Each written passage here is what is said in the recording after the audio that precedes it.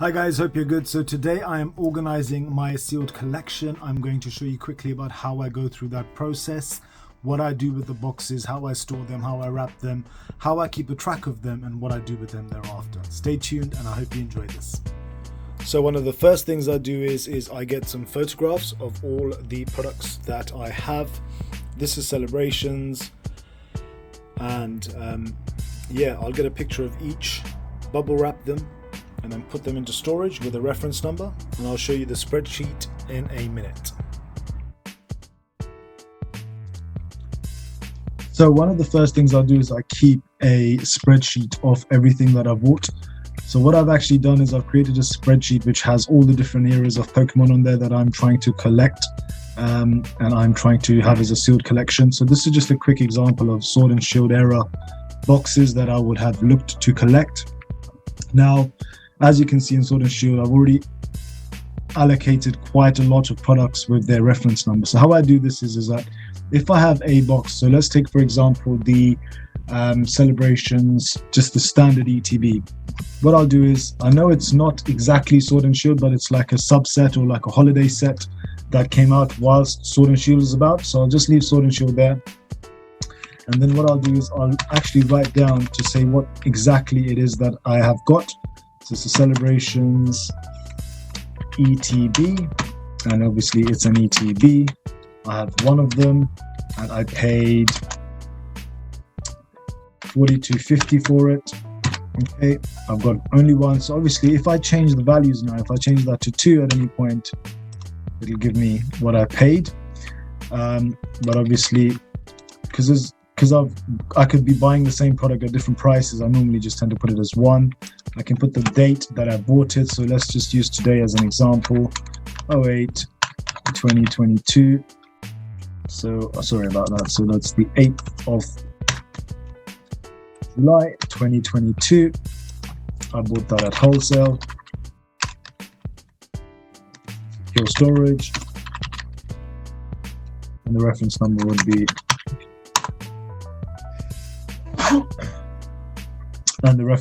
be the next in the sequence. So the first step, as I said, is I get a photograph of the actual product. I then email it to myself, which comes at like here. So I've done other ones in the just previously. So I had Astral Radiance booster box, for example. I also keep a track of what I bought in an email address, which is just my Poke Family email address. And this will have images of the actual product, so that if I want to sell this in the future, I can quite easily share the images of what it looked like.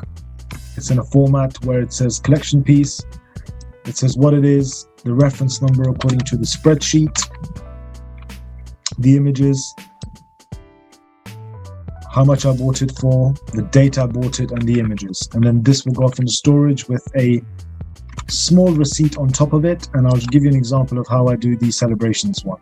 Coming back to my example, guys, I'll take a picture of this Elite Trainer box, and then what will happen is I'll bubble wrap it and I'll add a label to it, so when it goes into storage it will be very easy to identify. I know what the condition is like, but I'll take a picture of this and then that goes onto the email. So now that the image has been received in the email, I will proceed to wrap up the box in some bubble wrap.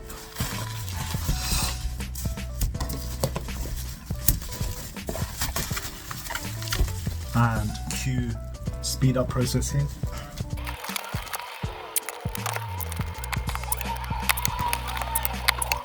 So once the box has been wrapped in bubble wrap, what we will do is we create a small label which corresponds with the reference number, a quick description, the same as what is on our spreadsheet, just so that when this goes into storage it's quite easy for us to identify. Next, I'll show you what we do with regards to keeping a track of this on the email address, which also corresponds with the spreadsheet. So guys, coming back to here, as you can see, this right here, this section right here, I'm going to actually highlight it in yellow so that it's easier for you to see. So this section here, this is the celebrations ETB. So just to give you an example, the first step was for us to take a photograph of the actual ETB. just as it is in terms of the condition, just so that we can refer back to it in the future. This obviously does go into our emails, and the reason for that I'll explain to you in a minute. But essentially, we want to write down what era it's from, the actual set name or the product number, the product name, what type of product it is, how many of it we have, at what price we bought it, when we bought it, how we bought it, and where it's located. Now, the important thing is the reference number. So if you refer back to the previous clip where I show you the reference number and the little label, that is the reason why when we want to open these in the future or take them out of storage, we know exactly where they are. So once this is done, we will receive an image. So once I've taken a picture of the ETB, which I now have on my phone, it should pop up into the email address that we have, and you should be able to see it's just popped up here live now. Now with this one here, what I'll do is I will grab this image, I will download it. Okay, so the image is there. Come back out, and then what I do is I will allocate that as a reference.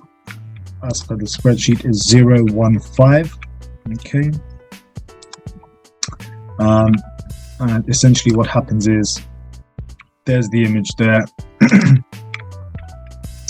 and we create another email. It's quite simple. I just copy this and I email it to myself, so it will become pokefamily@gmail.com. The subject line is pretty much exactly the same. The only difference being that this is not a Chilling Reign booster box. This is a Celebrations ETB. The reference for this is 0015. Before I attach the image, I want to put down here, it was a wholesale purchase. It was purchased for £42.50. The date it was purchased was the 8th of July, which is today. 8 July 2022. I can then attach the picture there, and I can click send. So that will come back to myself, and it will sit here, and then it'll be in reference, or it should be in order, but obviously there's a few others I needed to add, like Fusion Strike, Brilliant Stars, Astral Radiance, Booster Box, ETBs, Celebrations ETB, and obviously once I've used this image, I can just simply click this and delete. Once I've added these to the spreadsheet, then obviously these will get deleted. And so the great thing about this is I've got a record of everything I own in email, in case my spreadsheet ever gets corrupted or I happen to lose it. I have a really simple place that I can go to where I can pick up. For example, I purchased this a while back in May. This was a Cosmic Eclipse 3-pack blister. I've got some images of it. Obviously, because it's slightly older, it was slightly damaged, I took more pictures.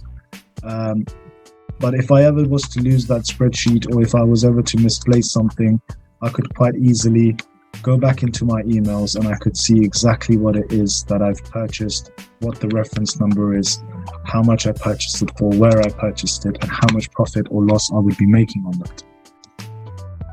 So guys, that was it. I hope you enjoyed this video. I hope it made sense. Essentially what I like to do is I like to keep a track of everything I've purchased that goes into my sealed Pokemon collection, and it's a very, very simple process. The first process is I purchase it, I make a note, I keep the invoices, I make a note of how I purchased it, how much I purchased it for, and when I purchased it. I then keep a spreadsheet of what I've purchased. I allocated a reference number.